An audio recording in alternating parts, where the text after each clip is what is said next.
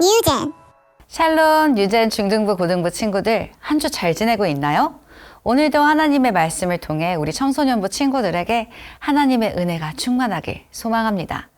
오늘은 지난 주일에 배운 가스펠 프로젝트 신약 4권 8과 교회, 파송하고 선교하다를 함께 나누고자 합니다. 여러분, 선교사 하면 어떤 이미지가 떠오르시나요? 비행기를 타고 먼 나라에 가는 사람? 정글에서 병을 고치고 복음을 전하는 사람? 맞아요. 그런 분들도 있습니다. 그런데 성경이 말하는 선교사는 그보다 훨씬 크고 깊은 뜻을 갖고 있어요. 오늘 우리는 사도행전 속 이야기와 선교사들의 삶을 통해 하나님이 누구를 부르시고 어떻게 보내시는지 함께 살펴보려고 합니다. 그리고 그 부르심 앞에서 나도 그리고 우리도 어떤 반응을 해야 할지 생각해 보겠습니다. 하나님은 구약부터 신약까지 끊임없이 하나님의 백성을 보내셔서 세상에 하나님을 알리시고 사람들이 하나님께로 돌아오게 하셨습니다. 하나님은 그러시기 위해 많은 사람들을 부르시고 보내셨습니다. 아브라함을, 모세를, 그리고 여러 선지자들을 보내셨습니다. 그리고 마침내 예수님을 이 땅에 보내셨어요. 요한복음 20장 21절에서 예수님을 말씀하십니다. 아버지께서 나를 보내신 것 같이 나도 너희를 보내노라. 하나님은 이처럼 보내시는 분이십니다. 그리고 예수님의 말씀처럼 우리도 그러한 보내심을 받았습니다. 교회는 선교사를 파송할 뿐 아니라 교회 구성원 모두가 선교적 존재로 살아야 합니다.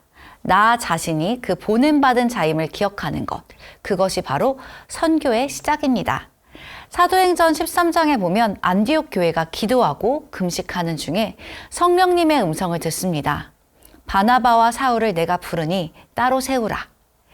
그래서 그들은 교회가 안수하고 기도하고 파송한 첫 번째 선교자가 되었습니다. 그런데 기억하시죠? 이 사울. 원래는 예수님 믿는 사람을 잡으러 다녔던 자였습니다. 예수님은 그런 사울을 선교사로 부르셨습니다. 그리고 변화시키셨습니다. 이것이 바로 복음입니다. 하나님은 절대 사용하지 않으실 것 같았던 그런 사람들을 들어서 쓰십니다. 그리고 그 사울을 통해 로마 제국 전체에 복음이 퍼지게 하십니다. 그럼 여기서 질문 하나 드릴게요. 여러분은 선교사를 어떻게 정의하나요? 선교사는 단지 거기에 가는 사람이 아니라 하나님의 부르심에 응답한 사람입니다. 사울은 이때부터 성경에서 사울이 아닌 바울로 표기됩니다. 사울과 바울 모두 한 사람의 이름인데 사울은 히브리어 이름, 바울은 헬라어 이름입니다. 그래서 저도 지금부터는 바울이라고 지칭하고자 합니다. 보냄받은 바울은 루스드라에서 한 병든 사람을 치유합니다. 그러자 사람들이 바울과 바나바를 신이라고 오해하며 그들에게 제사를 드리려고 했어요. 하지만 그들은 모든 영광을 하나님께 돌리며 하는 것을 막아섭니다. 그러자 이번엔 유대인들의 충동으로 돌변한 군중들이 바울을 돌로 쳐 죽이려고 합니다. 바울은 충분히 피할 수 있었지만 복음을 전하는 사명을 위해 그 고난을 감당했습니다. 그리고 바울은 나중에 복음을 더 전한 후에 제자들에게 이렇게 말하죠. 이 믿음에 머물러 있으라 권하고 또 우리가 하나님의 나라에 들어가려면 많은 환난을 겪어야 할 것이라. 사실 선교는 쉬운 길이 아닙니다. 하나님의 그 사랑 때문에, 하나님의 그 부르심 때문에 가는 길입니다. 그 길은요, 불편하고요, 많은 고난이 있고 사람들의 오해를 받을 수도 있고 위험하기도 합니다. 그럼에도 불구하고 그 길을 겪는 이유는 하나입니다. 하나님의 사랑에 힘입으니 두려움 따위는 없습니다. 혹시 카를로스 이야기 아시나요? 출세가 목표였던 카를로스는 대기업에 성공적으로 들어간 후에 한 친구의 꿈을 듣고 자신의 길을 바꿨습니다. 지금은 중독자들을 고용하는 의류회사를 세우는 일을 하고 있어요. 그리고 또 엔지라는 자매는 여행 중 사랑하게 된 나라의 이민자들을 위해 그들과 함께 살고 복음을 전하기 시작했어요.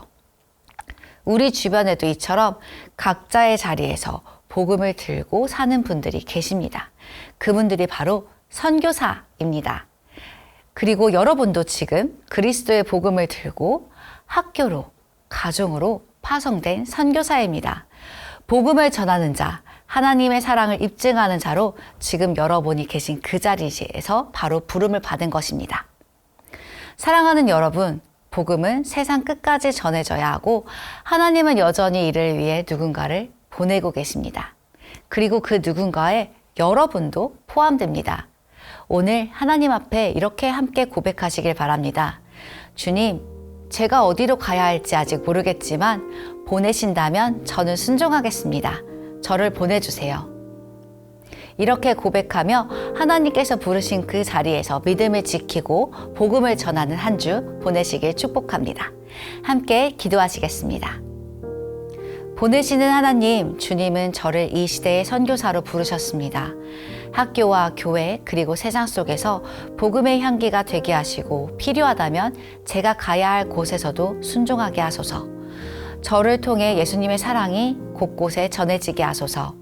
우리를 끝까지 사랑하신 예수님의 이름으로 기도합니다. 아멘.